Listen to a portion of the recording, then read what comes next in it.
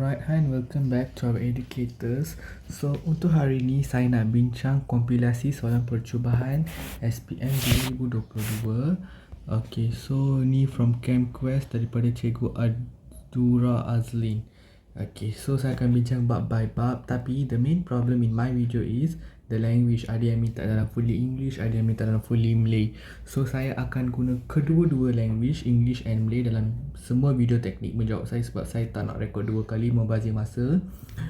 Dan saya akan masukkan dalam playlist yang berbeza. So you tengok based on playlist tau. You cari dalam playlist tu and you tengok. Okay. So the first question. Okay, basically sebelum the first question, this is chapter 1 lah. Chapter 1 untuk form 4, which is about pengenalan kimia atau introduction of chemistry. Okay, so this chapter usually and mostly in paper 1 only. Macam saya tak pernah jumpa soalan chapter ni sahaja dalam paper 2. Kalau dia ada kaitan dengan chapter lain, mungkin ada. Tapi basically soalan chapter 1 sahaja dalam paper 2 saya rasa tak pernah jumpa. Okay, so this chapter mostly about membaca. So you kena rajin membaca dan banyak buat question. Okay, soalan pertama daripada Putrajaya 2022. Amin menjalankan satu eksperimen untuk mengkaji ketelatan garam dalam air. Apakah pembuli ubah dimanipulasi dan dimalarkan dalam eksperimen ini? So, this student, he conduct an experiment about the solubility of sulfate salts. What are the manipulated and fixed variables? Okay, so variables is very important in this chapter because these variables will help you to carry out the experiment. Even if you are doing your paper 3, you punya paper 3 pun, the variables is very important. So you should be very careful with your variables. Okay, so manipulated variables means what is changing, the one that changing. Faham tak? Manipulasi tu yang sedang berubah, yang akan berubah-ubah. Fixed tu constant, yang constant sepanjang eksperimen. Okay, so let's go. They say the student will do experiment to study the solubility of sulfate salts. So basically the solubility of sulfate salts, so he might use different sulfate salts. Okay, so the answer should be A and C. Okay, you can ask me why B. Okay, water level, volume of water should be constant because they doesn't say that he will use different volume of water, so it is just constant volume. So of course this one wrong. And rate of stirring, kadar kacauan, mesti ada kacau yang secara serata kan. Kalau dia guna 3 student yang berbeza, mungkin kadar kacauan dia berbeza. Tapi ini student yang sama, so mesti kadar kacau dia sama. So ni pun tak boleh jadi dimanipulasi. Maka jawapan B dan C ni always dah out dah. Okay, lepas tu tengok dimalarkan. Apa dimalarkan? Okay, kadar kacauan dan isi padu air. Okay, yang sama. Okay, kadar kacauan ini, okay, you kena tahu that garam sulfate ni bukan semua garam sulfate larut air. Not all the sulfate salt is soluble in water. Certain are soluble, certain are not soluble. So dia perlu kacau dengan lagi kuat untuk nak tengok dia soluble ke tak. So the kadar kacauan would be different in this point. So the correct answer, the exact answer yang paling tepat is A lah. Water level is always constant untuk eksperimen macam ini. Okay, next one. Antara bahan berikut cara yang betul untuk menggunakan bahan buangan hidrogen peroksida yang pekat. Okay, concentrated hydrogen peroksida. How to dissolve, how to handle this concentrated hydrogen peroxide. Okay, this one was actually in your textbook in subtopic 1.3, like what they're stating here. Okay, so you have to remember, terus tuang ke dalam sinki. We cannot tuang concentrated substances terus ke dalam sinki. You tak boleh buang bahan yang pekat terus ke dalam sinki. Sinki akan rosak, tercemar air out. Simpan dalam plastik dan larutan meruap dalam kubur asap. Ini lagi salah. Ini untuk bahan-bahan concentrated tak boleh guna. Simpan dalam bekas khas dan disimpan dalam almari khas. Ini pun kita tak guna untuk ni. Yang ni lain sebenarnya. Tapi ramai akan pilih C tau. Tapi jawapan betul is D. Hydrogen peroksida, kalau kita nak lupuskan dia, we want to throw it, we have to add hydrogen, we have to add natrium sulfate. Then only, sebab why we had natrium sulfate, so that dia tak reactive, dia tak terlalu pekat. So kalau dia pekat, sinki akan rosak, air akan tercemar. Kalau dia dah cair sangat, dah tambah natrium sulfit, dah tak aktif, so tak ada masalah kalau dibuang melalui sinki. Faham? So kiranya jawapan yang A ni kurang lengkap. Tu je, A ni kurang lengkap. So D lah jawapan yang paling betul. Okay, next one. So ada berapa soalan lagi? Okay, ada few lagi. 4 rasa. Oh, banyak lagi. Okay, Selangor 2022 set 1. Okay, this question is about Raja 1 menunjukkan sebuah peralatan makmal keselamatan di makmal. Diagram 1 shows a safely equipment in the laboratory.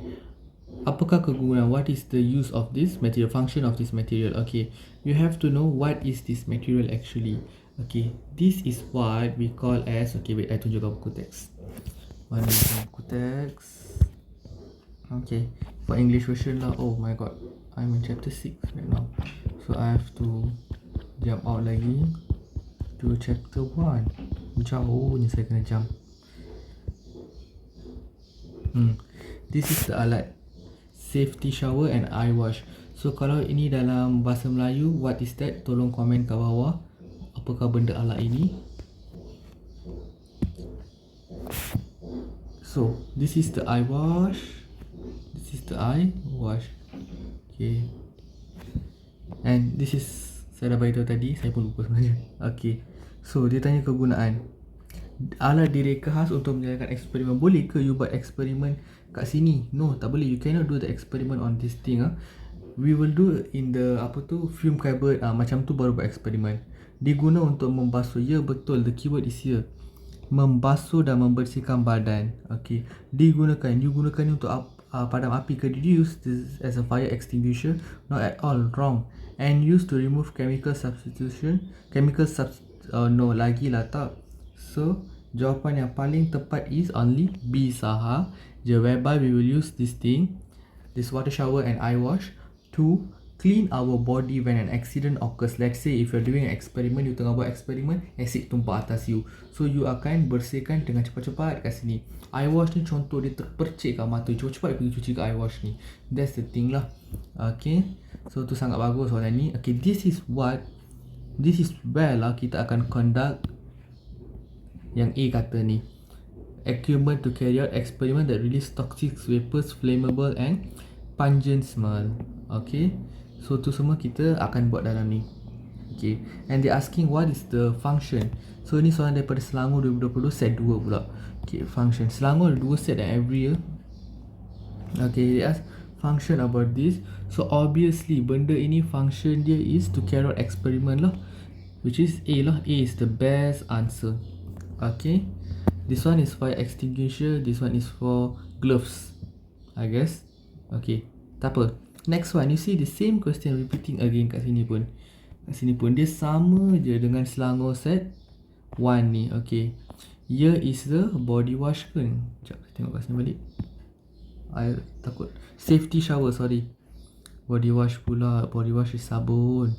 Here is the safety shower, while here is the eye wash. Okay, so same goes here. Eye wash, sorry, ini eye wash to safety shower. So dia tanya what is the name. You have to know the name. So now the name is this one, shower and eye wash. Okay, fire extinguisher of course wrong. Fume chamber lagi lah salah. And fire alarm lagi lah salah. Tak ada kaitan. Okay, lagi last 2 questions. Satu eksperimen melibatkan tindak balas kimia diwakili. Okay, experiment involve chemical reaction shown by chemical equation has been carried out. Okay, so what are the precautions? Apa langkah berjaga-jaga? Okay, remember you are using chlorine. Yes, you're using chlorine gas.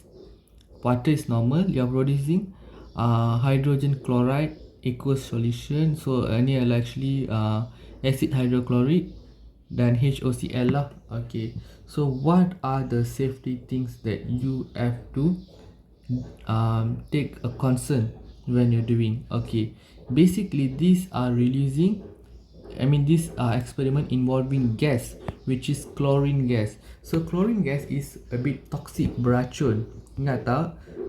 Kat sini dia kata toxic vapors. It can release toxic vapors. So this toxic vapors, kalau toxic vapors je, of course we have to do in fume cupboard. Mostly all chemistry experiment we will wear rubber glove. Jauhkan, okay, this is not about heating, kita tak panaskan apa-apa, so tak ada kaitan. Wear ni pun boleh juga, tapi yang paling mesti diambil is we have to do in fume cupboard. Let's say you wear these goggles but you doesn't do in fume cupboard, it's still dangerous. Lagi masalah juga. You do in fume cupboard with goggles and gloves, that's the only better way. So yang paling penting, the paling best answer is fume chamber lah. Okay, fume cupboard pula. Macam dulu kami belajar pasal fume cupboard, I'm not sure. Okay, we use fume chamber lah buku teks. Antara berikut yang manakah bukan simptom keracunan mercury? What are not the symptoms? Highlight the word not symptoms. Okay, so the bukan symptom is cold.